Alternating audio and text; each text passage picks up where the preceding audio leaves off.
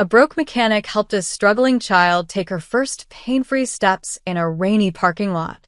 She thought it was just another repair job. She didn't know the child's father was the most feared Mafia boss in the city. And she definitely didn't know what he'd do to keep her in their lives forever. The rain hit the windshield like bullets. Clara Martinez wiped her grease-stained hands on her coveralls and stared at the stack of overdue bills on her desk. The fluorescent lights in her tiny garage flickered, another thing she couldn't afford to fix. 28 years old, and she was 3 months behind on rent for a business that barely made enough to keep her fed. Should have stayed in school, she muttered, reaching for the light switch. That's when she heard it, the expensive purr of an engine dying right outside her garage door. Through the rain-streaked window, Clara saw something she'd never seen in this neighborhood. A black Mercedes S-Class, the kind that cost more than she'd make in 5 years. It rolled to a stop under the broken streetlight, steam hissing from under its hood. Clara's instinct was to ignore it. Rich people had roadside assistance. They didn't need a struggling mechanic in the worst part of Brooklyn. But then the back door opened, and she saw the girl. She couldn't have been more than 10, struggling to get out of the car, her small face twisted in frustration. A man emerged from the driver's side, tall, broad-shouldered, wearing a suit that probably cost what Clara paid in rent for 6 months. He moved to help the girl, but she pushed his hands away with the fierce independence of someone tired of being treated like she might break. Clara was already moving toward the door. "Need help," she called out, stepping into the rain. The man turned, and Clara felt something cold slide down her spine. He had the kind of face that made you forget what you were going to say, not because he was handsome, though he was, but because of the way his dark eyes assessed her, calculating, measuring threat levels in a millisecond. "The car died," he said simply. His voice carried the faint trace of a New York Italian accent, the kind that had mostly faded from the city, but lingered in certain families. "Can you fix it?" "I can look at it," Clara approached, deliberately keeping her movements casual. Something about this man set off alarms, but she couldn't place why. "Pop the hood." While he did, Clara glanced at the girl, who had finally made it out of the car and was leaning heavily against the door, breathing hard. She wore leg braces, the expensive medical kind, but they clearly weren't fitted right. The metal dug into her skin above her shoes, and the joints looked stiff, unforgiving. "You okay?" Clara asked her. The girl looked up, surprised someone was talking to her instead of about her. She had the same dark eyes as the man, but hers held something softer. Hope, maybe, or just the desperate wish that someone would see her as more than her disability. "I'm fine," she said, but Clara could see she wasn't. Clara dove into the engine, her hands finding problems like a pianist finding keys. The rain soaked through her shirt, but she barely noticed. This was what she was good at, seeing how things worked, understanding why they didn't. "Alternator shot," she announced 5 minutes later. "I can replace it, but not tonight. I need to order the part." "How long?" the man asked. 2 days, maybe 3. "We need the car now." Clara wiped rain from her face. "Then I can rig something temporary. Get you maybe 20 miles, enough to get wherever you're going. But it'll die again, and next time it might not be fixable." The man considered this, then nodded. "Do it." Clara worked fast, bypassing the damaged alternator and connecting the battery directly to the ignition system. It was a hack job, the kind of thing that made her cringe professionally, but it would work. Behind her, she could hear the girl struggling, trying to walk toward the garage entrance and out of the rain. Each step sounded painful, metal scraping against metal, breath coming in short gasps. Clara glanced back and saw the problem immediately. The braces were locked at the wrong angle, forcing the girl's legs into an unnatural position. Whoever had fitted them had focused on support, but forgot about movement. "Hey," Clara said, straightening up. "Your braces are adjusted wrong." The man's head snapped toward her, eyes sharp. "What?" "Her braces. They're fighting against her instead of helping." "Mind if I look?" The girl, Lucia, Clara would later learn, looked at her father with such desperate hope that Clara felt something crack in her chest. The man hesitated, clearly warring with himself, then gave a curt nod. Clara knelt in the rain beside Lucia, ignoring the cold water soaking into her jeans. Up close, the problem was even more obvious. The joint locks were set for standing, not walking, and the support bar pressed directly against bone instead of muscle. "This is gonna sound weird," Clara said, "but I think I can help. The car door has an adjustable support bar." She trailed off, mind already working through the mechanics. She ran back to her garage, grabbed her toolkit, and returned. For the next 10 minutes, Clara worked in focused silence, detaching the car door's internal support mechanism, adjusting its tension, and jury-rigging it onto Lucia's braces with medical tape and wire. She modified the angle, redistributed the pressure points, and adjusted the knee joint to allow for natural movement instead of forcing rigidity. "Okay," Clara said finally, rocking back on her heels. "Try putting weight on it now." Lucia looked at her father. He nodded slowly. The girl pushed off from the car, and for the first time in who knows how long, she took a step without grimacing. Then another. The motion was still assisted, still careful, but the pain was gone from her face, replaced by something Clara hadn't seen before. Pure joy. "Papa," Lucia whispered, her voice cracking. "It doesn't hurt." The man, Matteo, though Clara didn't know his name yet, stared at his daughter walking, really walking, for the first time in months. When he looked back at Clara, something had changed in his eyes. The calculation was still there, but now there was something else. Something dangerous. Respect. "How much do I owe you?" he asked quietly. "For the car? $80. For the braces? Nothing." That was just Clara shrugged. Basic mechanics. Matteo pulled out a wallet thick with $100 bills. He handed her 5 of them.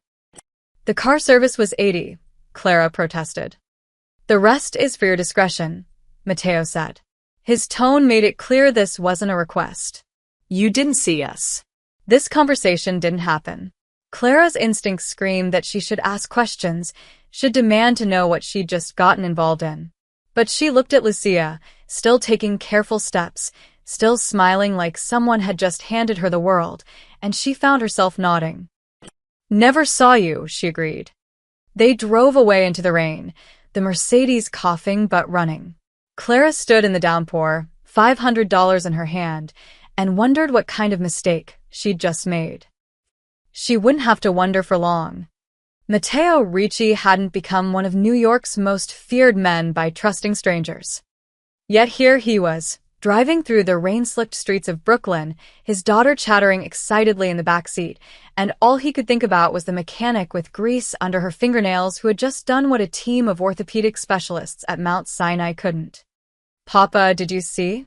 I walked without it hurting." Lucia's voice bubbled with joy. She just looked at it for a minute and knew exactly what was wrong. Dr. Morrison said the braces were fitted perfectly, but they hurt every single day, and she fixed it in the rain with stuff from a car door. Matteo glanced in the rear-view mirror. Lucia was touching her braces like they were made of gold now, her fingers tracing the modifications Clara had made. The pain lines that had become permanent fixtures around his daughter's eyes for the past 6 months were gone. 6 months. $50,000 in consultations. The best pediatric orthopedic surgeon in the state. And none of them had figured out what a broke mechanic in a failing garage had spotted in 30 seconds. "She was nice too," Lucia continued. "Not nice like the doctors who use their baby voices. Actually nice. She talked to me like I was normal." Normal. The word stabbed at Matteo's chest. Lucia had been in a car accident 2 years ago, a hit and run that had shattered her left leg and damaged nerves in her right. The driver was never caught, but Matteo had found him anyway. That was a closed chapter. What wasn't closed was watching his bright, fearless daughter slowly withdraw into herself as surgeries failed and doctors offered sympathy instead of solutions. "We'll send her a proper thank you," Matteo said carefully. "But Lucia, you can't go back there." "Why not?" "Because that neighborhood is controlled by the Castellano family. Because I have enemies who would love to know my daughter has a regular schedule anywhere outside our protected territory. Because that mechanic, however skilled, is a civilian who doesn't understand the world we live in. It's not safe, he said instead. Lucia went quiet, and Matteo recognized the stubborn set of her jaw in the mirror. She had inherited that from him, along with the dark eyes and the inability to accept defeat. His phone buzzed. Vincent, his second-in-command. We need to talk about the Castellano situation, Vincent said without preamble. Tomorrow. Boss, they hit another one of our. Tomorrow, Vincent. Matteo hung up. The car sputtered, and Matteo swore under his breath. The mechanic had warned him. 20 miles. They were barely at 15, and home was still 10 minutes away. He coaxed the Mercedes through 3 more blocks before it died completely outside a 24-hour diner on Fifth Avenue. Matteo called for pickup, then took Lucia inside to wait. She ordered hot chocolate and sat in the booth, still talking about the garage lady. She had this look, Lucia said, like she could see right through the metal to what was wrong underneath. That's a superpower, Papa. Like X-ray vision, but for machines. Matteo's coffee arrived, bitter and too hot. He sipped it anyway. The truth was he'd noticed the same thing. When Clara Martinez had knelt in the rain beside his daughter, there had been no hesitation, no uncertainty. She'd seen the problem, understood it, and fixed it. No consultation fees. No 3-week waiting periods for appointments. No condescending explanations about how these things take time. She'd just done it. In Matteo's world, competence was currency. He surrounded himself with the best, the smartest lawyers, the most ruthless enforcers, the most connected politicians. He paid top dollar for excellence because excellence kept him alive and his family safe. But this mechanic hadn't wanted money. She'd refused payment for helping Lucia. That bothered him more than it should. People always wanted something. Always. You just had to figure out what it was. Do you think she can make me walk without the braces one day? Lucia asked suddenly, her voice small. Matteo looked at his daughter, really looked at her. She was 10 years old, and she'd stopped dreaming of running, of dancing, of being like the other kids at her private school. The accident had taken more than her mobility. It had taken her hope. Until tonight. Until a stranger in a rundown garage had handed it back to her. I don't know, baby, Matteo said honestly. Can we at least ask her? Matteo's phone buzzed again. 3 texts from Vincent. 2 from his attorney. 1 from his sister Rosa, asking if Lucia had a good day. The world kept spinning, demanding his attention, his decisions, his control. But in this moment, sitting in a cheap diner with weak coffee, all Matteo could see was Clara Martinez kneeling in the rain, her hands steady as she rebuilt his daughter's braces with nothing but car parts and intuition. A black SUV pulled up outside. Marco, one of his drivers, climbed out. Matteo helped Lucia into the vehicle, watching her test her braces with each step. No grimace. No sharp intake of breath. Just walking. Papa, Lucia said as they drove toward their estate in Long Island. I know you said I can't go back. But what if my braces break again? Dr. Morrison doesn't know how to fix what she did. It was a valid point. One that Matteo had already considered and didn't like. The modifications Clara had made were temporary, improvised. They'd need maintenance, adjustments, probably rebuilding. Which meant either finding another specialist who could understand what she'd done, unlikely, or going back to the source. Neither option was ideal. Both carried risks. But as Matteo carried his sleeping daughter into their home 2 hours later, carefully so as not to wake her, he made a decision. He'd have Vincent run a complete background check on Clara Martinez. Every detail of her life. Every debt. Every connection. If she was clean, and that was a big if, maybe, just maybe, she could be useful. Not for him. For Lucia. Everything Matteo did was for Lucia. He laid his daughter in her bed, pulled the covers up, and kissed her forehead.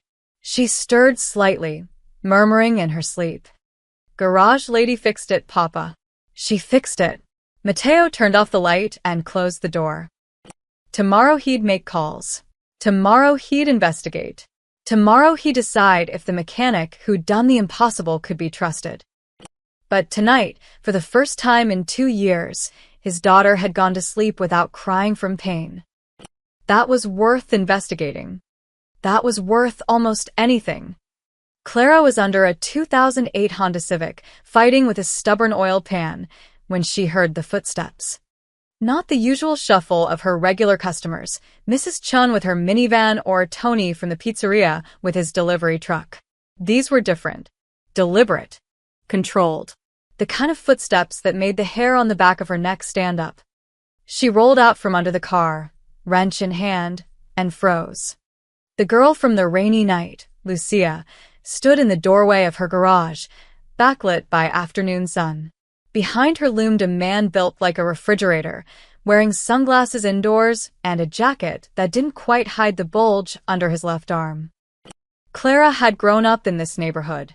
She knew what a gun looked like under a jacket. Clara said, getting to her feet slowly. "Can I help you?"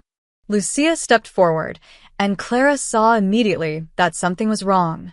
The girl was limping badly, worse than before, and her face was tight with pain she was trying to hide. "It broke," Lucia said, her voice small. She held up her right leg slightly. "The brace. The part you fixed. I was walking down the stairs at school, and it just snapped." The bodyguard, because that's clearly what he was, shifted his weight. His hand moved fractionally closer to his jacket. Clara's mind raced. This was bad. This was getting involved in something dangerous bad. The smart move would be to say she couldn't help, to send them to a real medical equipment specialist, to forget this ever happened. But then Lucia looked up at her with those desperate dark eyes, and Clara heard herself say, "Okay, let me see it." The bodyguard spoke for the first time.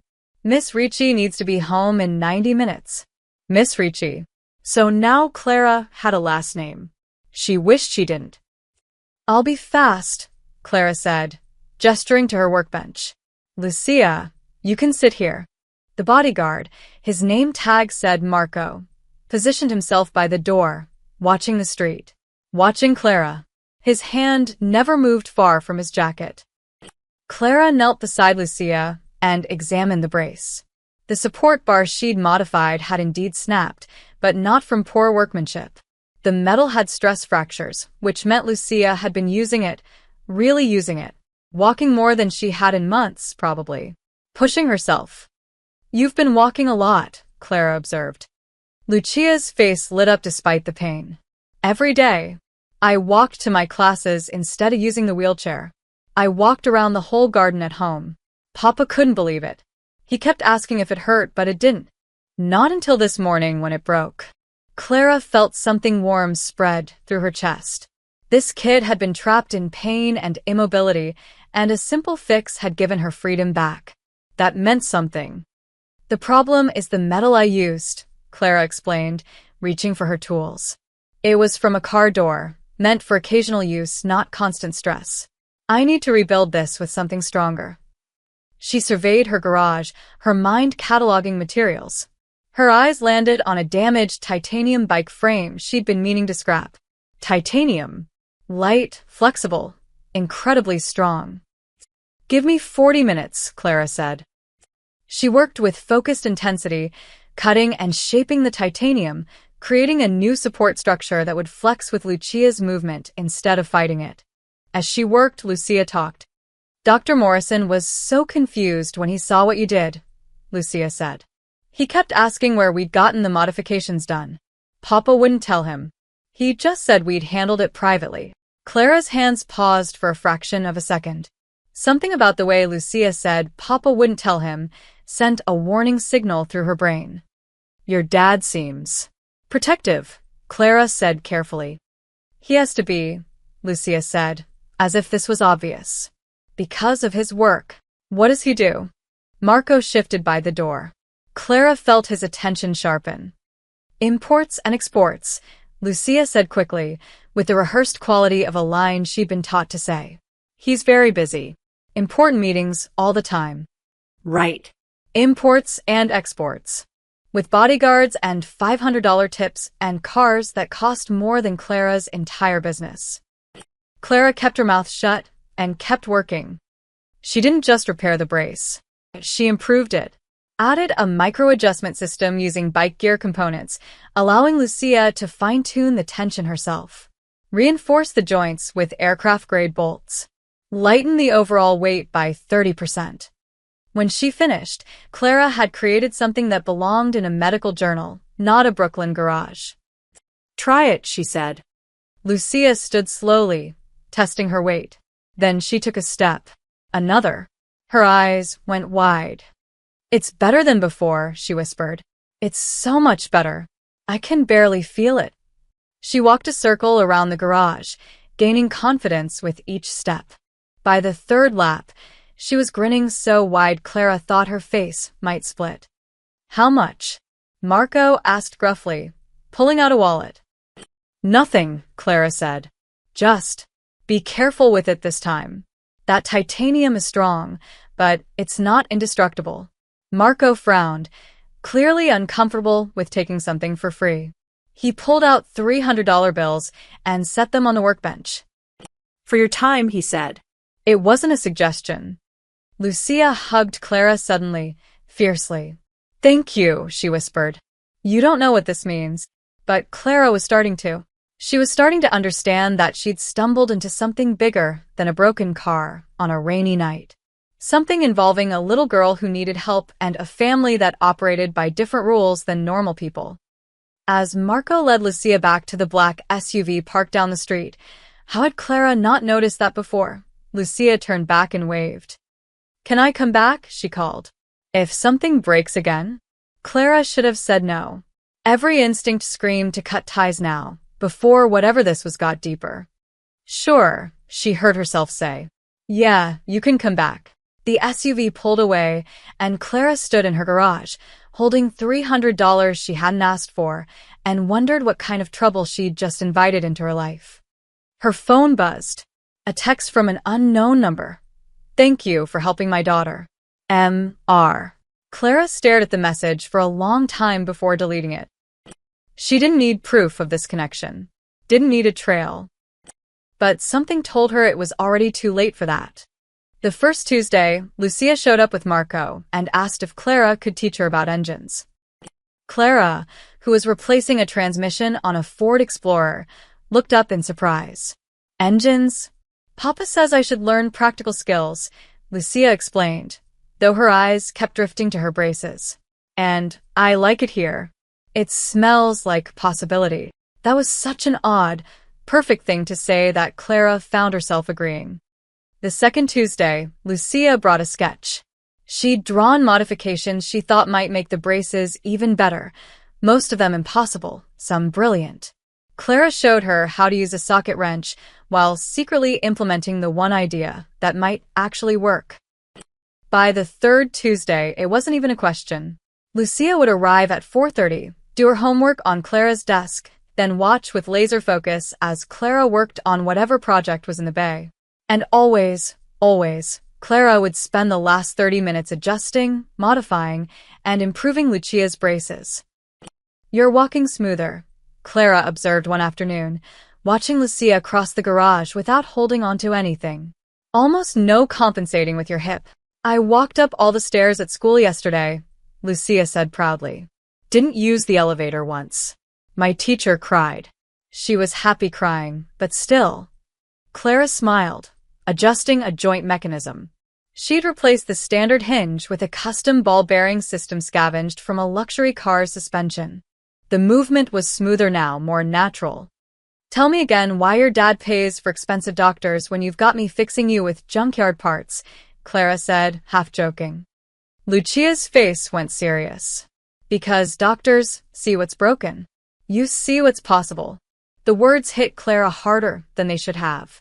She focused on the brace, threading a new tension cable through the frame. Marco stood by the door as always, silent and watchful. Over the weeks, he'd relaxed slightly. He no longer kept his hand near his gun when Clara moved too quickly. He'd even accepted the coffee she'd offered last week, though he'd inspected it thoroughly before drinking. "Miss Martinez," Marco said one afternoon, "Mr. Ricci would like to know what materials you need." "Proper materials. He can have them delivered." Clara looked up from where she was crafting a new ankle support from an old motorcycle footpeg. "I'm good with what I have. Creativity works better than money sometimes." Marco looked skeptical but nodded. What Clara didn't say was that she liked the challenge. Liked taking broken things, discarded car parts, damaged bike frames, scrap metal, and turning them into something that helped this kid walk. There was poetry in it. Redemption for all the things she couldn't fix in her own life. By week 5, Lucia was walking with only a slight limp. Clara had built her 3 different support frames, lightweight for school, reinforced for outdoor activities, and a minimal brace for therapy exercises. Each one was custom-fitted, adjusted weekly as Lucia's muscles grew stronger. "You're a genius," Lucia declared one Tuesday, testing the new lightweight frame. "Like Tony Stark, but for legs instead of suits." "Tony Stark is fictional," Clara pointed out. "So? You're doing impossible things too." Clara snorted, but she felt a glow of pride she hadn't experienced since dropping out of MIT 6 years ago. Back then, she'd been developing prosthetic limb technology, dreaming of patents and changing lives. Then her mom got sick, the money ran out, and dreams became luxuries she couldn't afford. But here, in this garage, maybe she was changing a life after all. Just one. But one that mattered. "How's your hip feeling when you walk now?" Clara asked, making notes in the journal she'd started keeping about Lucia's progress. "Better." The physical therapist asked what I'd been doing differently. I told her I had a secret weapon. "Lucia." "Don't worry, I didn't say your name. I just said I found someone who understood mechanics better than medicine." Marco's phone buzzed. He answered, listened, then looked at Clara with an expression she couldn't read. "Mr. Ricci is 5 minutes away," he said. "He'd like to see the workshop." Clara's stomach dropped. "He's coming here?" "He's been curious," Marco said simply, "about what his daughter does every Tuesday for 2 hours. Lucia grabbed Clara's hand. "It's okay. Papa just wants to see you're not a crazy person." "You're not a crazy person, right?" "Jury's still out," Clara muttered, quickly shoving tools back into organized chaos. For minutes later, a black Mercedes, newer than the one that had broken down, pulled up outside. Matteo Ricci stepped out wearing a charcoal suit that probably cost more than Clara's monthly revenue. He filled the doorway of her garage, and Clara was struck again by the barely contained power in him. Like a weapon in a display case, beautiful, dangerous, and just waiting for an excuse. "Mr. Ricci," Clara said, wiping her hands on her coveralls. "Welcome to the kingdom of Greece and broken dreams." His mouth twitched. Almost a smile. "My daughter speaks highly of your kingdom. Papa, a look?" Lucia walked toward him, her steps confident and smooth. "Watch how stable I am now." Clara built a gyroscopic balance system into the ankle joint. "It autocorrects if I start to tilt." Matteo watched his daughter walk, and Clara saw something shift in his face. The hard edges softened. The dangerous man became just a father, watching his child do something he'd been told might never happen. "Remarkable," he said quietly. His eyes moved to Clara. "You've been doing this every week." "She's an excellent student," Clara said. "Asks good questions. Understands mechanical principles faster than most adults." "I meant the braces. The modifications." Clara shrugged. She needed help. "I can help. It's not complicated." But Matteo's expression said it was complicated. Very complicated. "We should discuss compensation," he said. "Proper payment for your time and expertise. Lucia's homework company is payment enough. Kid knows more about Roman history than I ever did." Something flickered in Matteo's eyes. Surprise, maybe, or respect. He wasn't used to people refusing his money, Clara realized. Wasn't used to people who wanted nothing from him. "Nevertheless," Matteo said. "What you're doing for my daughter," he paused, and Clara heard the weight of unspoken things. "It matters. More than you know."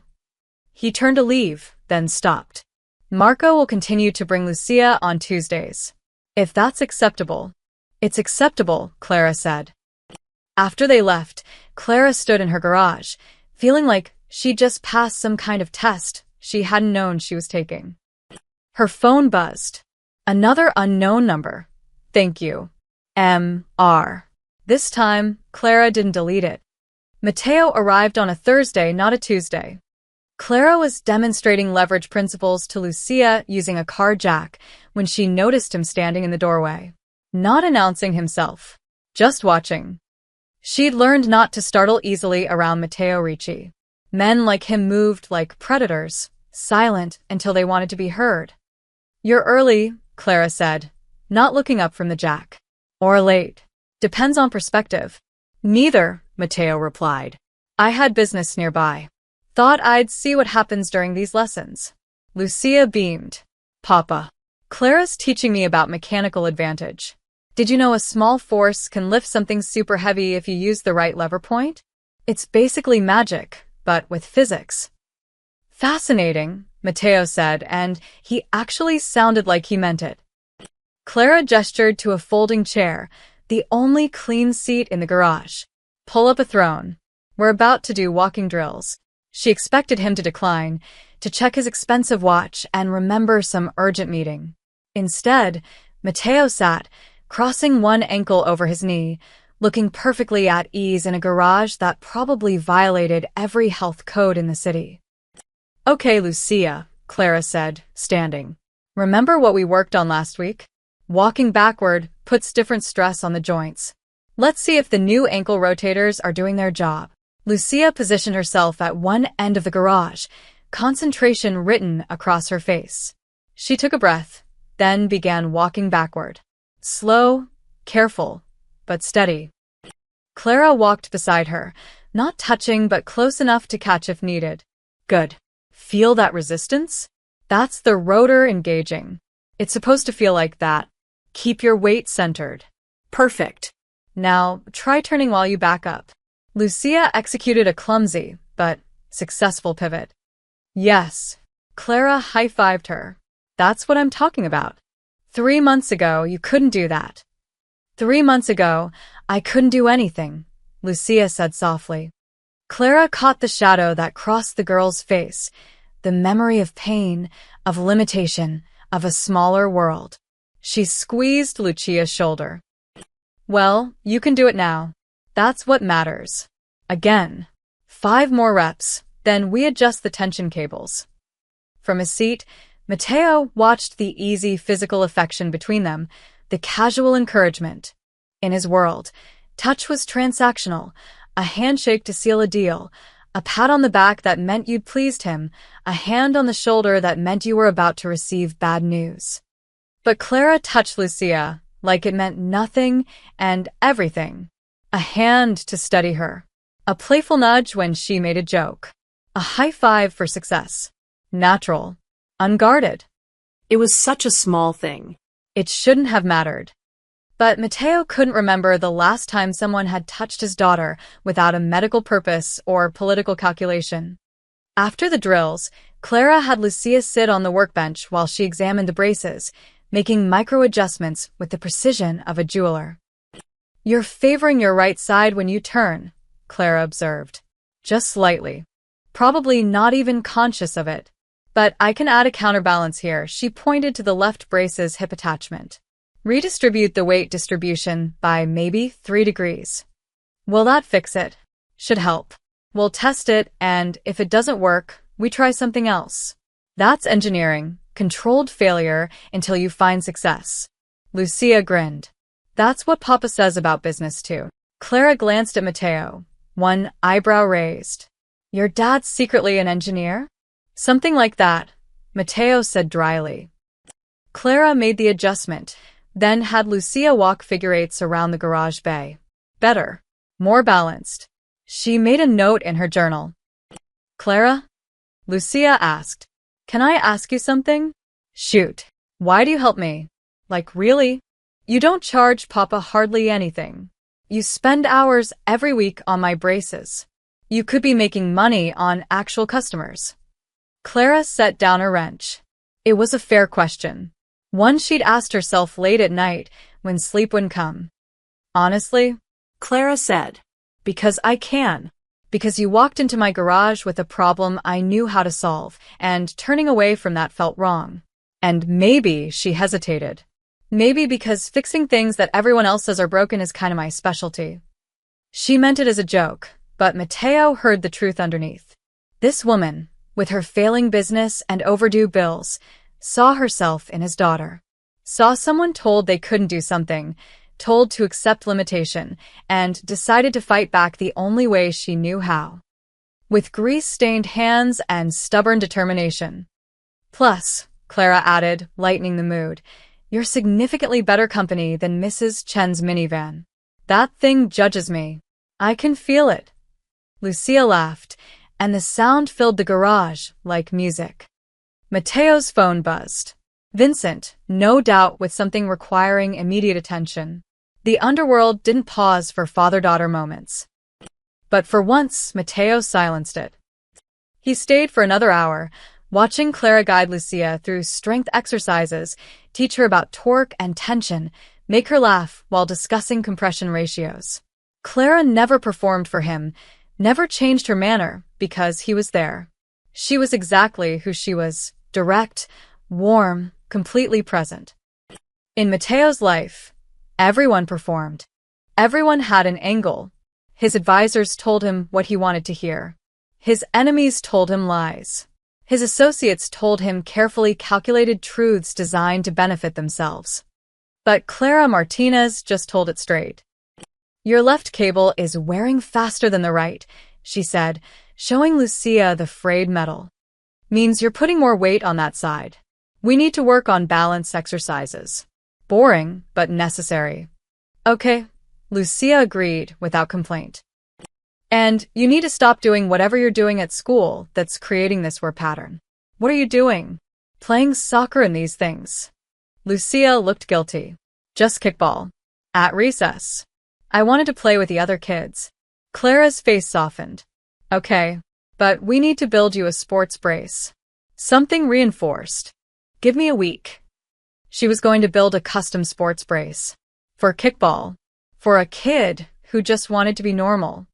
Mateo felt something shift in his chest, a crack in the armor he'd worn for so long he'd forgotten it was there. When he finally stood to leave, Clara walked him to the door. She's doing really well, Clara said quietly, so Lucia wouldn't hear. Better than well. She's thriving. Whatever else is happening in her life, make sure she knows she's not defined by those braces. Mateo looked at this mechanic who barely reached his shoulder, who had no idea who he really was, who was giving him parenting advice with absolute confidence. Thank you, he said, and meant it in ways he couldn't explain.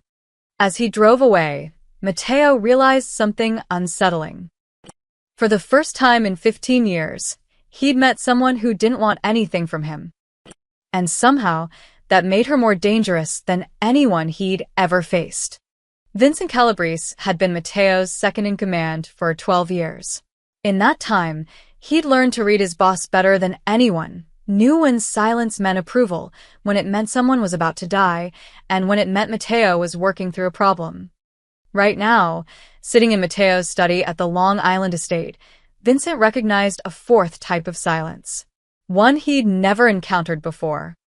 Uncertainty. Boss, Vincent said carefully. We need to talk about the mechanic. Mateo looked up from the papers on his desk. Legitimate business, shipping manifests from his actual import company.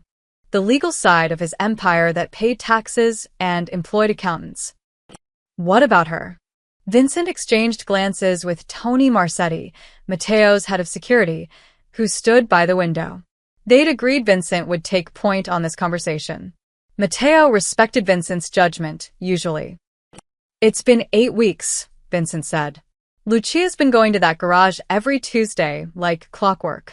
Marco reports the mechanic's background checks clean, but what? But too clean, Tony interjected. Clara Martinez, 28, dropped out of MIT in her junior year when her mother got cancer. Mother died 2 years ago. No siblings. No romantic relationships we can find. No political affiliations. No debt besides the garage lease and some medical bills. She's a ghost, boss. She's not a ghost, Mateo said flatly. She's a woman who minds her business. Or a woman who's been waiting for an opportunity exactly like this, Vincent pressed. Think about it. Beautiful daughter of a connected family, disabled, vulnerable. A struggling mechanic suddenly has access, builds trust, becomes indispensable. It's a perfect plan. Mateo's expression didn't change, but his fingers stopped moving across the papers. You think someone hired Clara Martinez to get close to Lucia? I think it's suspicious timing, Vincent said. The Castellanos have been pushing into Brooklyn. That garage is in their territory. She could be theirs. She fixed our car because it broke down, Mateo said, his voice dangerously quiet. In the rain. Without knowing who we were. Or she recognized the car, Tony suggested. Recognized you. Saw an opportunity. Vincent leaned forward. Boss, I'm not saying she's definitely a plant. I'm saying we can't ignore the possibility. You've taught us to question everything, trust no one outside the family. But with this woman, you're breaking your own rules. It was true, and Mateo knew it. He'd built his empire on paranoia and careful calculation. He vetted everyone, trusted few, and always assumed the worst of people's intentions because assuming the best got you killed.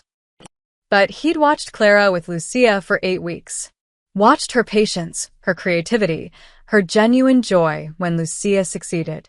He'd seen no calculation in her eyes, no hidden agenda in her actions. He'd seen a woman who fixed broken things because she couldn't help herself.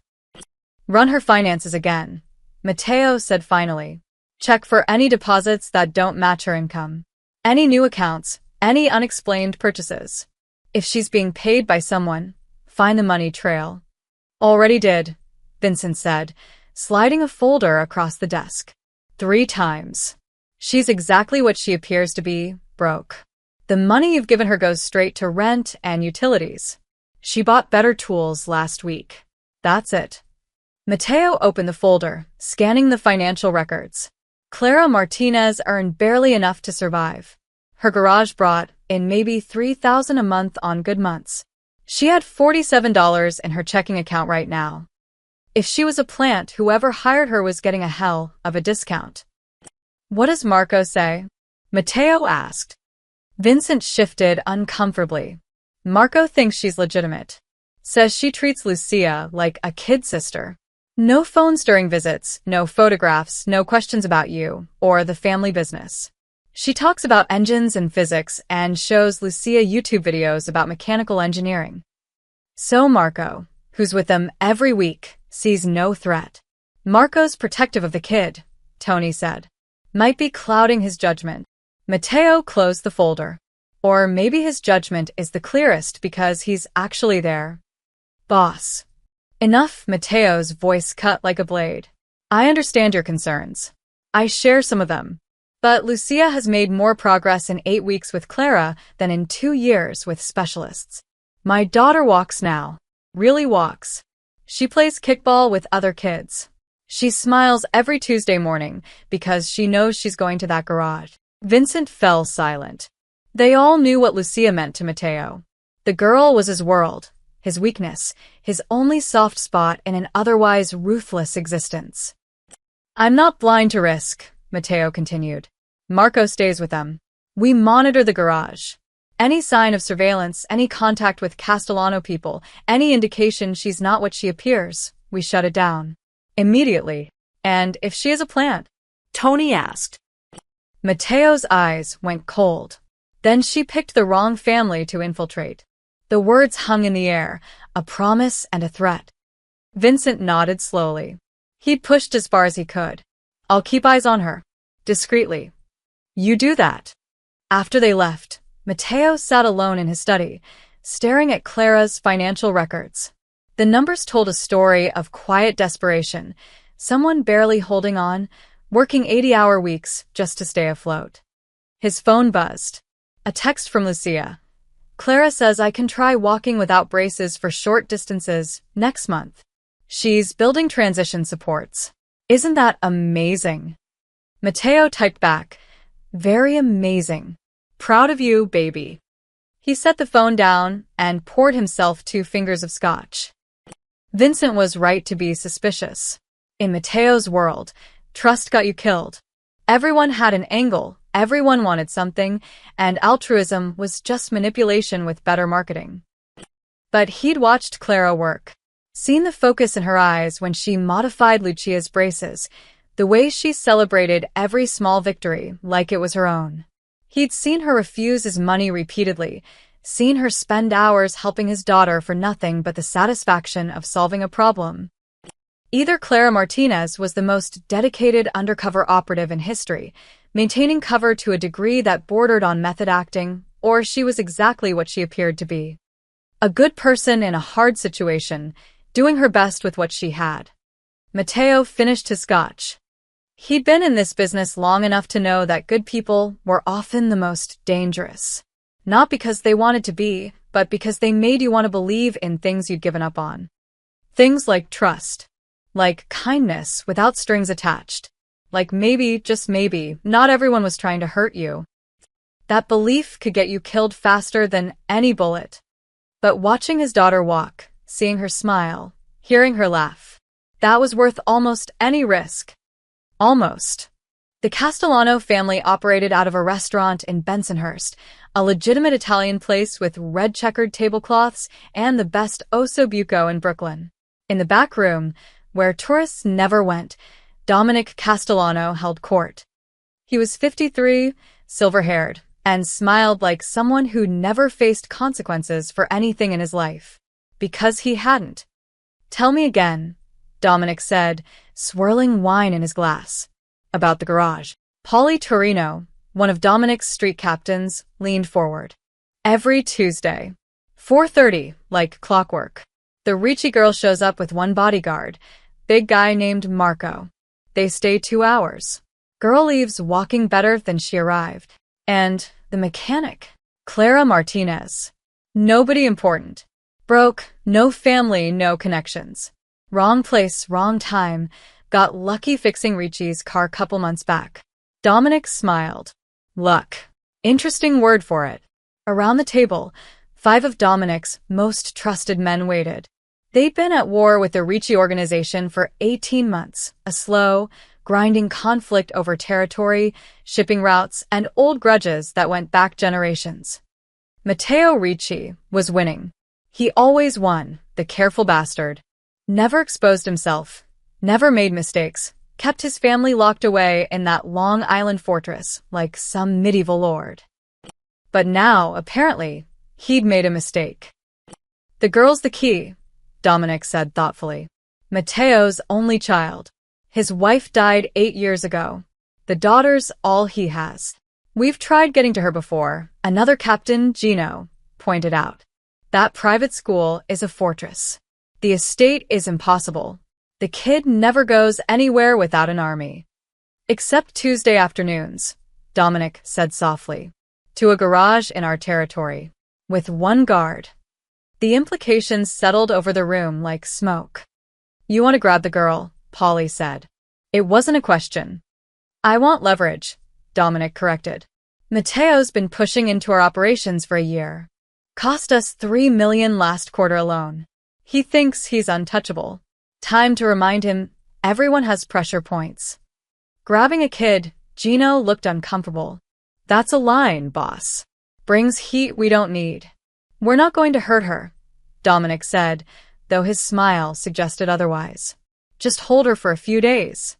Make Matteo understand he needs to back off. Return her unharmed once he sees reason. The men around the table knew it wouldn't be that simple. Nothing ever was. But you didn't argue with Dominic Castellano if you wanted to keep breathing. Polly, I want full surveillance on the garage, Dominic ordered. The mechanic's routine, when she's alone, security weak points. I want to know every detail. And the bodyguard? 1 guard against 4 of ours? Not a problem.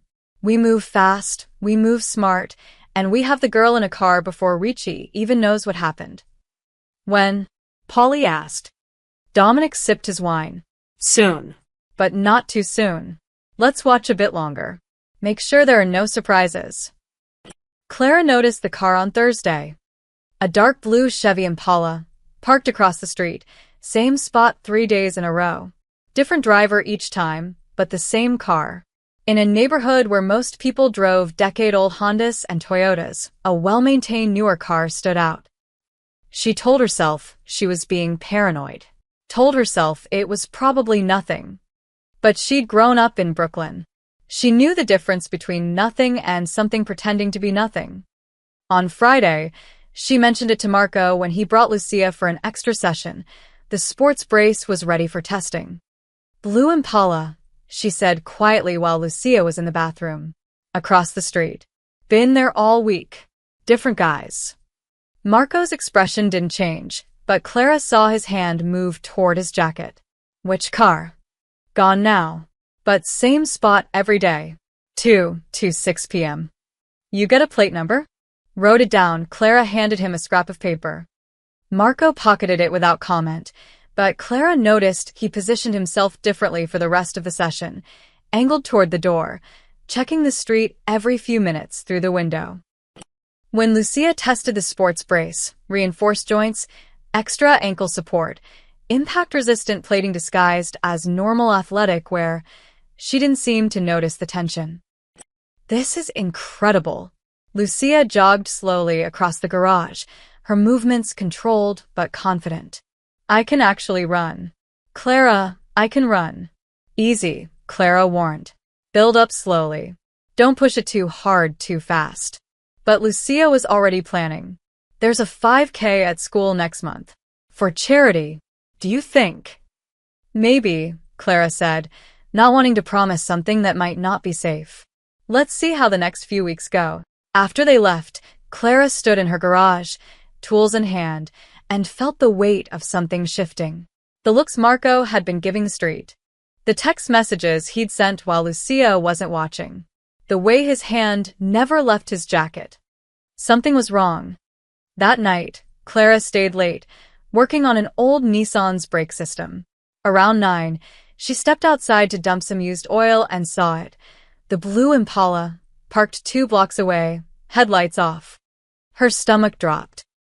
She went back inside, locked the door, and called the only number she had. Matteo answered on the second ring. Clara. There's a car, she said without preamble. Been watching the garage all week. Marco knows, but I thought you should too. Silence on the other end. Then, what kind of car? She described it, gave him the plate number from memory. Are you there now? At the garage. Yes. Lock the doors. I'm sending people. 20 minutes. I don't need 20 minutes, Clara. Stay inside. He hung up. Clara stood in her garage, surrounded by tools and car parts and the life she'd built with her own hands, and realized that life had just gotten very complicated. The blue Impala was still out there, watching, waiting. And Clara, who'd never hurt anyone in her life, who fixed things instead of breaking them, suddenly understood what Lucia had meant weeks ago. Papa has to be protective. Because of his work. Whatever that work was, it had just followed them to her door. Through the window, she watched the Impala's silhouette against the streetlights. Somewhere in that car, someone was watching her back. Clara picked up a tire iron, tested its weight, and waited for whatever came next. 18 minutes later, 3 black SUVs arrived. The blue Impala disappeared into the night. But Clara knew it would be back.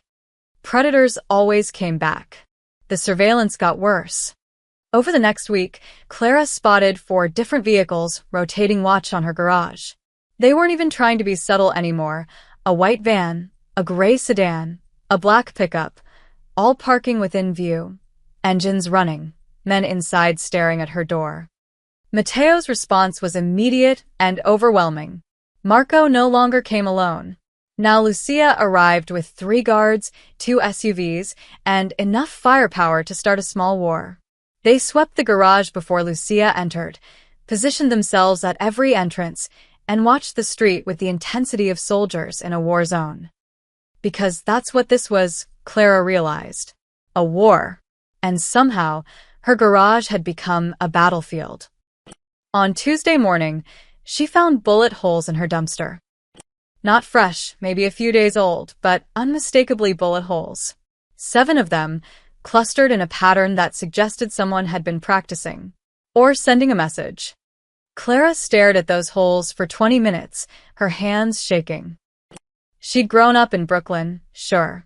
She'd seen her share of trouble, knew which streets to avoid, which corners belonged to which crews. But knowing about violence and having it literally show up at your door were different things entirely. Mrs. Chen stopped bringing her minivan. Tony from the pizzeria called to cancel his delivery truck's oil change, his voice apologetic but firm. Even old Mr. Rodriguez, who'd been coming to Clara's garage for 5 years, suddenly found a different mechanic. Word was spreading. Clara's garage wasn't safe anymore. By Wednesday, she'd made her decision.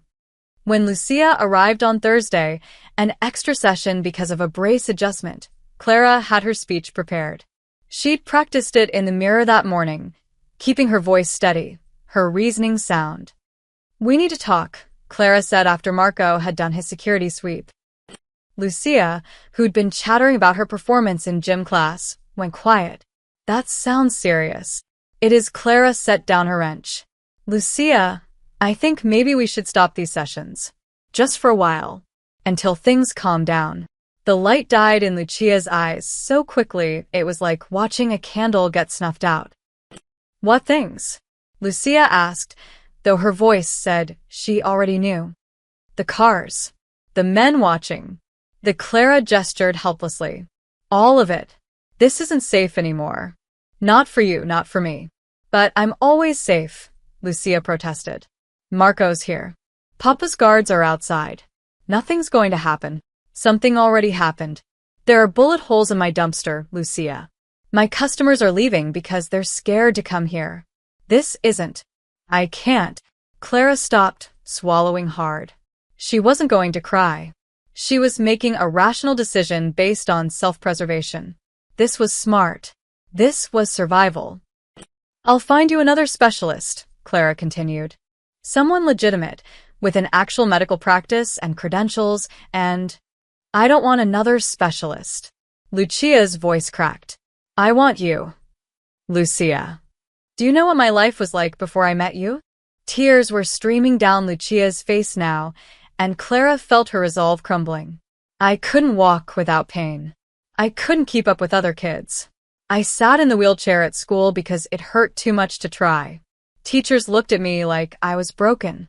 Kids avoided me because I was the disabled girl who might slow them down. I know, but... And then you fixed me." Lucia was sobbing now. In the rain with car parts, like it was nothing. Like I wasn't broken, just incorrectly calibrated. Do you know how that felt? Do you know what it's like to have someone see you as a problem they can solve instead of a tragedy they have to pity? Clara's carefully prepared speech evaporated. She knelt in front of Lucia, her own eyes burning. "You're not broken," Clara said fiercely. "You were never broken. But I felt broken. Until you. You made me feel like I could do anything. Like maybe one day I won't need braces at all. Like maybe I could be normal. You are normal. Then don't leave me." Lucia grabbed Clara's hands, her grip desperate. "Please. I know it's scary. I know Papa's world is dangerous. But you're the only person who's ever helped me without making it about them. Every doctor wants credit. Every therapist wants to write papers about me. But you just help. Because you can. Because you care." Clara looked at this 10-year-old girl with tears on her face and determination in her eyes, and saw the version of herself that had dropped out of MIT to care for her dying mother, that had given up her dreams to survive, that had learned to fix broken things because she couldn't fix her own broken life. Lucia wasn't broken, but maybe Clara was. And maybe helping this kid walk was the first step toward fixing herself. "Your dad's going to kill me," Clara said softly. Lucia's face transformed, hope blazing through the tears. "He won't. He'll protect you. He protects everyone important to me." "Yeah, that's kind of the problem." But even as she said it, Clara knew she'd already made her choice. Not the smart choice. Not the safe choice. But the right one. Okay, Clara said. Okay. We keep going. But new rules. You only come when your dad says it's safe. No arguments, no negotiations. And if things get worse, they won't, Lucia promised, hugging Clara so hard she could barely breathe. Papa will fix it. He fixes everything. Over Lucia's shoulder, Clara caught Marco's eye. The big man's expression was unreadable, but he gave her a single nod. Respect, maybe. Or acknowledgement that she'd just signed up for something she didn't fully understand. That evening, after Lucia left, Clara sat alone in her garage and called Matteo. I'm staying, she said when he answered. I'm going to keep helping Lucia. But I need you to be honest with me. How bad is this? Matteo was quiet for a long moment. Bad enough that I should tell you to run. That I should cut contact to keep you safe. But you won't.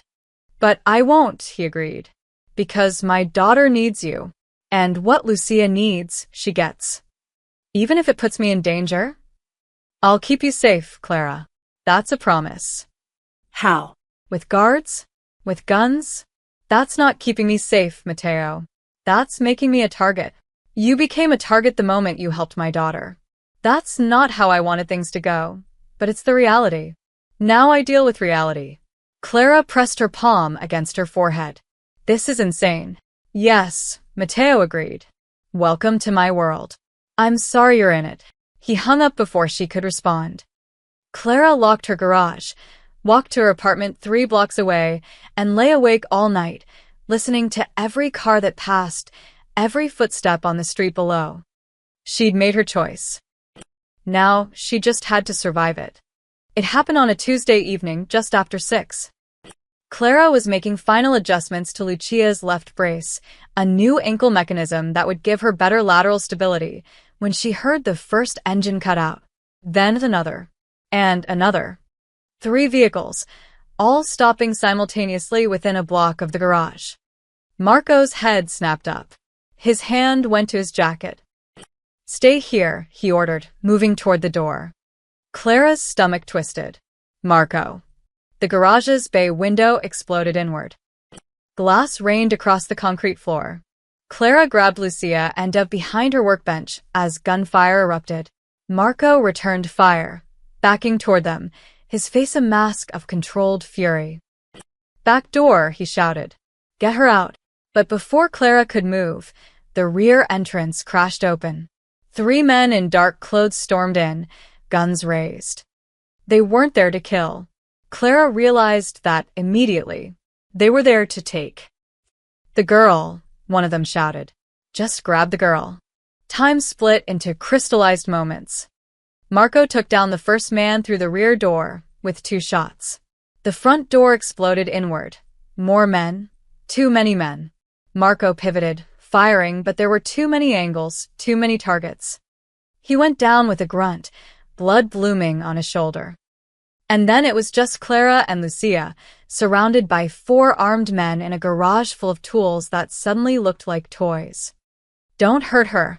The man who appeared to be in charge pointed his gun at Clara. We just want the kid. You stay down, you stay alive. Lucia was shaking against Clara's side, whimpering. Clara's mind raced, calculating odds that all came out to 0. 4 armed men. No weapons. No backup. No chance. Except. Clara's hand closed around the pneumatic impact wrench on the workbench behind her. She squeezed Lucia tighter. Run when I say, she whispered. Clara. Trust me. The lead man stepped forward. Kid, come here. Nobody gets hurt if you just. Clara swung the impact wrench, still connected to the air compressor, and hit the trigger. The tool shrieked to life, its metal socket spinning at 8,000 revolutions per minute. She aimed it at the closest man's gun hand. The impact sent his weapon flying. He screamed, clutching his shattered fingers. Now! Clara shoved Lucia toward the small storage closet in the corner, the only space with a lock from the inside. Lock it. Don't come out.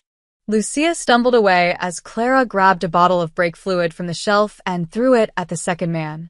The bottle exploded against his chest, liquid burning his eyes. He fired blindly, bullets sparking off metal. Clara dove behind the hydraulic lift, her heart hammering. She hit the lift controls. The platform rose with a mechanical whine, creating a makeshift barrier. Not much, but something. The third man circled around. Clara grabbed a welding torch, sparked it to life, and swung the flame in a wide arc. He backed up, and that 1 second hesitation was all she needed to kick his legs out from under him. The impact wrench came down on his wrist. Bone cracked. But the leader was on her now, grabbing her from behind, his arm around her throat. Clara couldn't breathe. Black spots danced in her vision. She stomped on his instep, threw her head back, felt his nose crunch. His grip loosened. Clara spun, grabbed a transmission jack, and swung it with every ounce of desperate strength she had. He went down. But there were more coming through the door. Clara heard their footsteps, their shouted orders. She was out of tricks, out of weapons, out of time. She backed toward the storage closet, standing between the door and the approaching men. If they wanted Lucia, they'd have to go through her. Last chance, one of the new arrivals said, raising his gun. Step aside. Clara spread her arms wider, making herself a bigger target. No. He aimed at her chest. The shot never came. The garage suddenly filled with new sounds, shouting, more gunfire, the screech of tires. Men in dark suits poured through every entrance, moving with military precision. Matteo's men. They swept the attackers with brutal efficiency. No wasted movement, no hesitation, no mercy. It was over in seconds. Then Matteo was there, bursting through the front door, his face twisted with fear Clara had never seen before. His eyes scanned the garage, the broken glass, the blood, the bodies, until they found her. Lucia? His voice was raw. Safe, Clara managed, her legs suddenly shaking. In the closet. She's safe. Matteo moved toward the storage room, but Clara got there first. She knocked on the door. Lucia. It's me. It's over. Open up. The lock clicked. The door cracked open. Lucia's tear-streaked face appeared, and then she was launching herself at Clara, sobbing into her shoulder. Matteo reached them, dropped to his knees, and pulled them both into his arms. His whole body was trembling. You're okay, he whispered, checking Lucia for injuries, his hands shaking. You're okay. You're okay. Clara saved me, Lucia sobbed. They were going to take me, and Clara fought them with tools, and she wouldn't let them pass, and... Matteo looked at Clara over his daughter's head. His eyes were dark, bottomless, filled with something that made Clara's breath catch. Not gratitude. Something bigger. Something that felt like recognition. Like he was finally seeing her. Really seeing her. You stood between them and her, he said quietly. You could have run. No, Clara said simply. I couldn't. Around them, Matteo's men were securing the scene, checking bodies, speaking in clipped professional tones. Marco was being helped up, pressing a hand to his shoulder wound, but alive. The attackers were being zip-tied, dragged away, or loaded into body bags. But in the center of the chaos, in the wreckage of Clara's garage, 3 people knelt on the floor. A father clutching his daughter. A mechanic who'd become something more. And the moment where everything changed. I failed you, Matteo said, and Clara realized he was speaking to her. I promised to keep you safe, and I failed. You got here in time. Barely, his jaw tightened. This ends now. All of it. They touched my family. They threatened my daughter. He stood, still holding Lucia, his face hardening into something terrible and beautiful. They're going to regret being born. Clara struggled to her feet, her muscles aching, her hands shaking with adrenaline come down. Matteo. He looked at her, and Clara saw the monster everyone else feared. The Mafia boss. The killer. The man who solved problems with violence. But he also saw his hand gently smoothing his daughter's hair, heard the fear in his voice when he'd called Lucia's name. "Thank you," Matteo said, and the words carried the weight of a blood oath. For protecting her. For staying. For being brave when you had every reason to run. He turned to his men. "Get them to the estate. Both of them. Medical teams standing by." "Both." Clara echoed. "You're coming with us," Matteo said, and his tone left no room for argument. "You're not safe here. Not anymore. Not until I've dealt with everyone who orchestrated this." Clara wanted to protest, wanted to argue, wanted to stay in her garage with her simple life of broken cars and overdue bills. But that life was gone. Shattered like the bay window. Destroyed like her sense of safety. She took Lucia's hand. "Okay." They walked out of the garage together, leaving behind blood and glass and the last remnants of the person Clara used to be. The Ricci estate was exactly what Clara had imagined and nothing like it at the same time. Yes, it was massive, 20 acres of manicured grounds in Long Island, walls topped with cameras, guards at every gate. But inside the main house, it felt lived in. Lucia's drawings on the refrigerator. A half-finished puzzle on the dining table. Books scattered across the couch. A home, not a fortress. Though right now it felt like both. Clara sat in the medical room while a doctor, Matteo's personal physician, apparently, cleaned the cuts on her hands and checked her for injuries. Bruised ribs. Strained shoulder. Nothing broken. Nothing that wouldn't heal. The doctor said she was lucky. Clara didn't feel lucky. She felt like she'd been hit by a truck. Through the doorway, she could hear voices rising in the next room. Matteo's study. An emergency meeting with his inner circle. And they were talking about her. Completely unacceptable. That was Vincent, Matteo's second-in-command. Clara had been introduced to him briefly when they arrived. He had a face like carved granite and a handshake that felt like a warning. They knew exactly where to hit us. When to hit us. Because we've been following a predictable pattern for weeks. The pattern was necessary. Matteo's voice. Cold and controlled. Lucia needed consistency. Lucia needed safety. Which we can't provide if she's gallivanting to some garage in enemy territory every week. That garage saved her life. Someone else interjected. Tony Marcetti, the security chief. That garage nearly got her killed. Vincent shot back. Boss, you need to see this clearly. The mechanic, she's a liability. As long as your daughter is attached to her, she's a target. We need to cut ties. Clean break. Set the girl up somewhere else, somewhere secure, with proper medical staff. Clara's stomach tightened. She knew this was coming. Had known it since the bullets started flying. No. The new voice was small but absolute. Lucia. Clara stood, ignoring the doctor's protests, and moved to the doorway. She could see them now, Matteo behind his massive desk, Vincent and Tony standing, for other men she didn't know positioned around the room. And Lucia, still in her torn clothes, face pale but chin raised defiantly. "Baby, the adults are talking," Vincent said, not unkindly. "Why don't you?" "No," Lucia repeated louder. "You're talking about Clara. That makes it my business." Matteo's expression was unreadable. "Lucia, maybe you should rest." "I'm not leaving." Lucia's voice shook, but she didn't back down. "You're going to decide things about Clara without her even being here? Without asking me what I want?" "What you want isn't the issue," Vincent said. "What's safe is the issue." "Then make it safe." Lucia's eyes blazed. "You're supposed to be this powerful family, right? You can make anything happen? So make it safe for Clara to help me." "It's not that simple." "Yes, it is." Tears were streaming down Lucia's face now. "Clara stood between me and men with guns. She fought them with tools.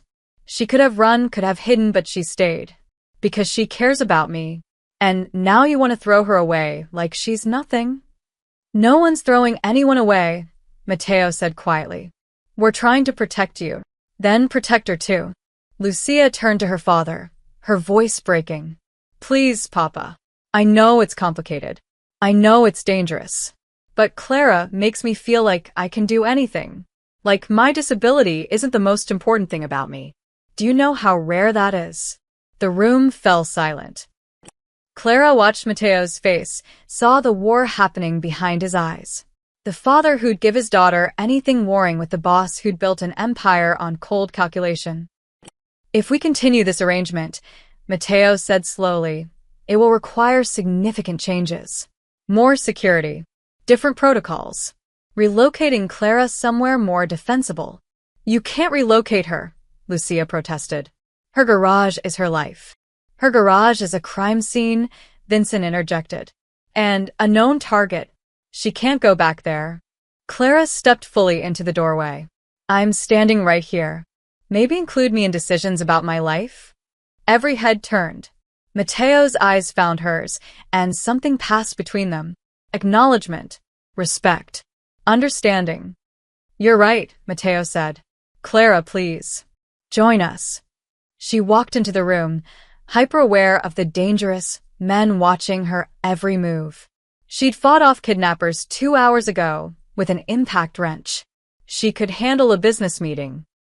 Vincent thinks we should end your arrangement with Lucia, Mateo said bluntly. For your safety and hers. What do you think? Clara looked at Lucia, then back at Mateo. I think your daughter has made more progress in 3 months than she did in 2 years. I think she's this close to walking without braces. And I think ending it now would break her heart.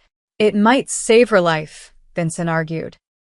She saved mine tonight, Clara countered. If Lucia hadn't locked herself in that closet when I told her to, they would have grabbed her in the chaos. She was brave. She was smart. You can't protect her from everything by keeping her in a bubble. We're not talking about a bubble, Tony said. We're talking about basic security protocols. Then upgrade your protocols, Clara said. Move the sessions here. To the estate. I'll come here, instead of Lucia coming to me. You'll have home field advantage, maximum security, controlled environment. Mateo leaned forward, interested. Continue. Set up a workshop. Doesn't have to be fancy. Just space for me to work, tools, equipment. I come twice a week, guarded transport both ways, I never leave the grounds. You get complete control over the situation. And your garage? Vincent asked. Clara's chest tightened. Her garage. Her independence. Her whole identity wrapped up in that failing business with its broken lights and overdue bills. But then she looked at Lucia, hope dawning on her tear-stained face, and Clara knew there was only one answer. The garage can wait, she said. Or close. Or whatever. This is more important. Clara, no, Lucia whispered. Not your garage. Yes, my garage, Clara said firmly. Because you're worth it. And because I'm not walking away from something I started. I don't quit on people. Mateo stood, walked around the desk, and stopped in front of Clara. Up close, she could see the exhaustion in his face, the weight of everything he carried. You'd give up your business for this? He asked quietly. For her?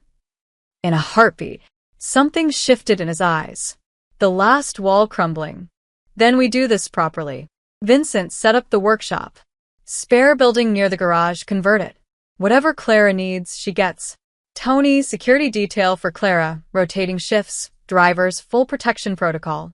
Boss, Vincent started.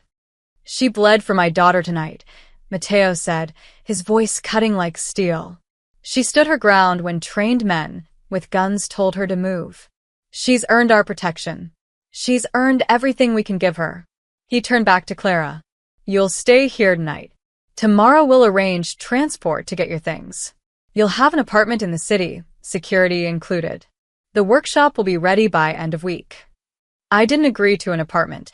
You're part of this family now, Mateo said simply. That means we take care of you. Non-negotiable. Clara opened her mouth to argue, then saw Lucia's face. The girl was beaming, actually beaming, despite everything that had happened. Okay, Clara said. But I'm paying rent. Mateo's mouth twitched. Almost a smile. We'll discuss it. As the meeting broke up, advisors filing out still grumbling, Clara found herself alone with Mateo for a moment. Thank you, he said quietly, for choosing her. I didn't really have a choice, Clara admitted. Your daughter is impossible to say no to. She gets that from me. This time Clara did smile. Somehow I believe that. Mateo's hand brushed her arm. Just for a second. Warm.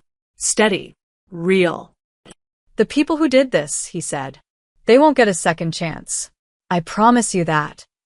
Clara believed him. And that should have scared her. Instead, it made her feel safe for the first time since the bullets started flying. 6 weeks passed like a dream Clara kept expecting to wake up from. The workshop Mateo built her was better than anything she could have imagined. Climate-controlled, state-of-the-art tools, a 3D printer for prototyping, materials she'd only read about in engineering journals, carbon fiber, medical-grade titanium, aerospace aluminum. This is insane, Clara had said the first day, running her hands over the equipment. I could build Iron Man suits with this stuff. Build my daughter new legs first, Mateo had replied. Then we'll discuss the suit. Was that a joke? Clara still wasn't sure, but she thought she'd seen him smile. The routine became natural quickly. Clara arrived Tuesday and Thursday mornings, guarded transport from her new apartment in Manhattan, paid for by Mateo despite her protests. She'd work with Lucia for 3 hours, then tinker in the workshop until evening, refining designs, testing materials, pushing the boundaries of what was possible. Lucia's progress was extraordinary. By week 2, she was walking without assistance for 30-minute stretches. By week 4, she jogged a full lap around the estate garden. By week 6, Clara caught her attempting stairs, taking them 2 at a time like any other 10-year-old. Slow down, Clara called, laughing despite herself. You're going to break my masterpiece. Your masterpiece can handle it, Lucia called back, grinning. It was true. The braces Clara had built, the final generation, she called them, were works of art disguised as medical devices. Adaptive pressure systems that responded to gait changes. Microhydraulics for shock absorption. Weight-bearing joints that redistributed stress based on terrain. They were everything Clara had dreamed of building back at MIT, realized in the workshop of a Mafia boss's estate. Life was weird. Mateo started appearing more often. At first, Clara assumed he was checking on security, making sure his investment was protected. But she noticed he came during session times, watched from the doorway, asked questions about the mechanics, the progress, the next steps. You understand this stuff, Clara said one afternoon, catching him studying her blueprint for a transitional ankle joint. The engineering. You're not just being polite. Mateo glanced up. I studied mechanical engineering. 2 years at Columbia before, he gestured vaguely. Life took a different direction. You could have been designing bridges. Instead, I'm managing shipping routes, his mouth quirked. Different kind of engineering. They fell into a pattern. Mateo would bring coffee, real Italian espresso, not the gas station sludge Clara was used to. They discussed Lucia's progress while the girl practiced walking drills in the garden. Small moments. Quiet conversations. One Thursday, Clara looked up from her workbench to find Mateo watching her with an expression she couldn't quite read. What? She asked, suddenly self-conscious. You have grease on your face, he said. Same spot every time you work. Right cheek. It's my thinking grease, Clara said seriously. Very important for the creative process. This time, he definitely smiled. Then he reached out, his thumb brushing her cheek, wiping away the smudge. The touch lasted half a second, but left her skin burning.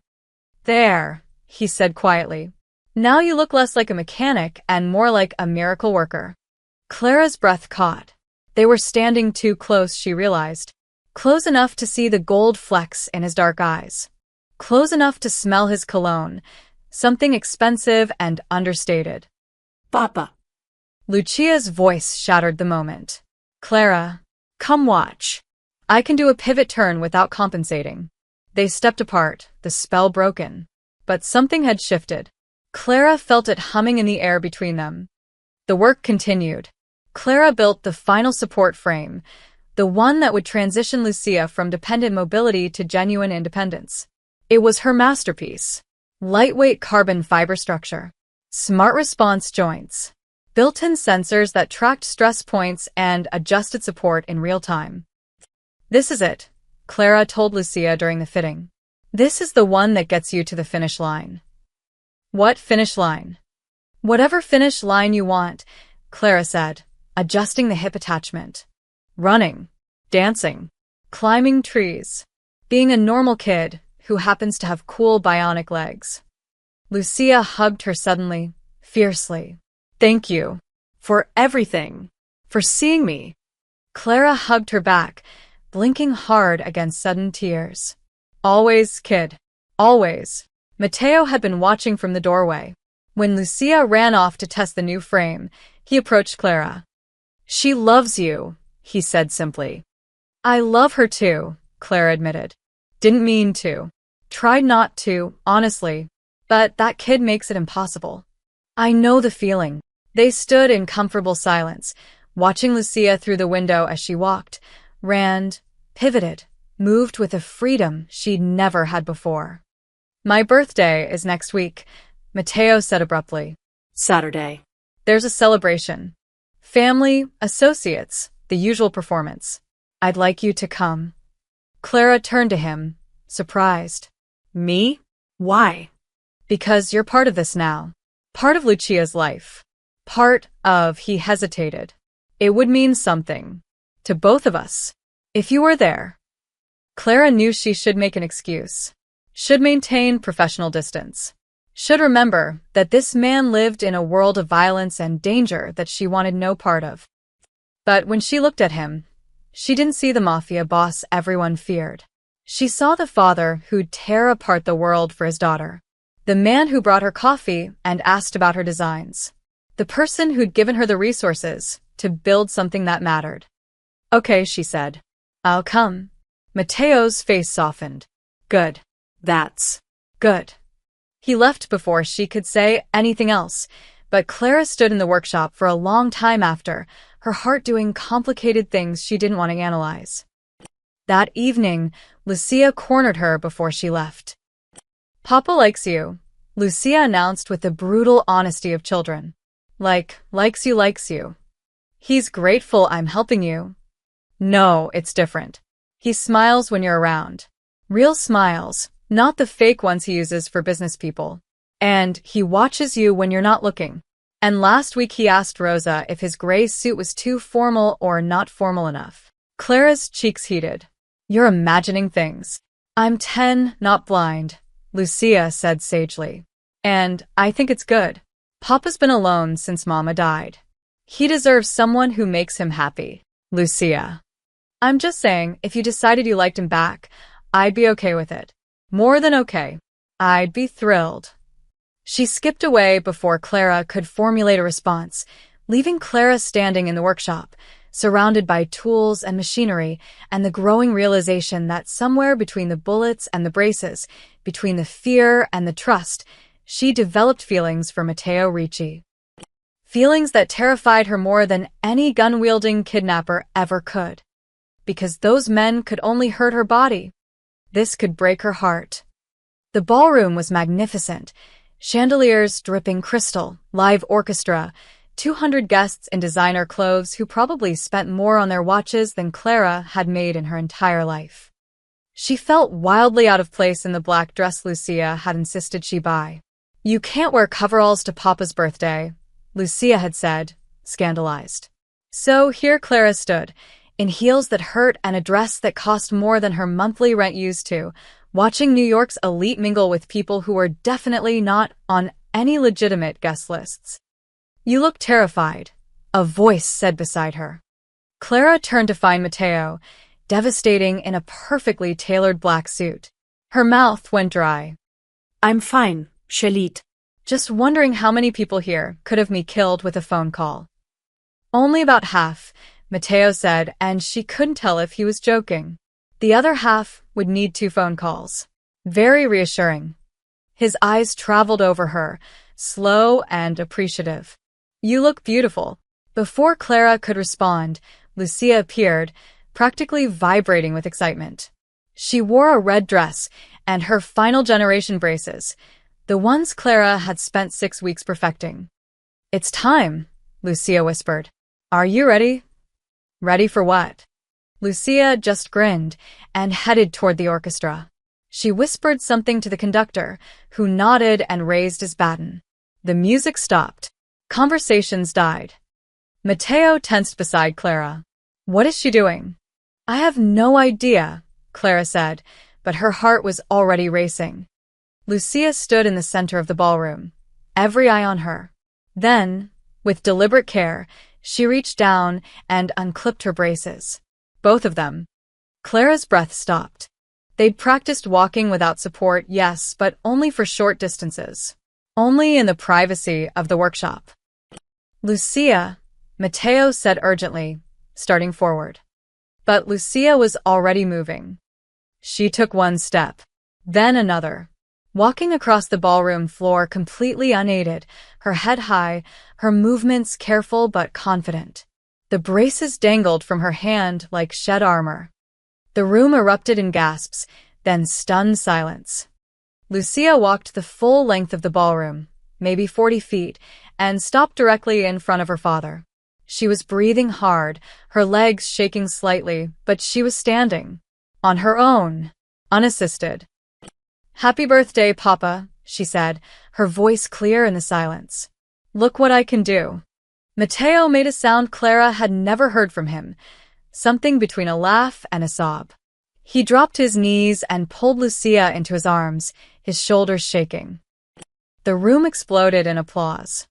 Clara stood frozen, tears streaming down her face, as she watched this hard, dangerous man hold his daughter and cry openly in front of everyone. No mask, no control, just a father overwhelmed by a miracle. When Mateo finally stood, his eyes found Clara across the crowd. The look he gave her was so raw, so full of gratitude and something deeper, that she felt it in her bones. He kept one arm around Lucia and raised his other hand. The room fell silent again. "Most of you know my daughter has struggled with mobility since her accident," Mateo said, his voice thick with emotion. "What you don't know is that 3 months ago, a mechanic from Brooklyn fixed her car and changed our lives." He gestured to Clara. Every head turned. "Clara Martinez," Mateo continued, "is the reason my daughter can walk, the reason she can run, the reason she's standing here tonight without assistance.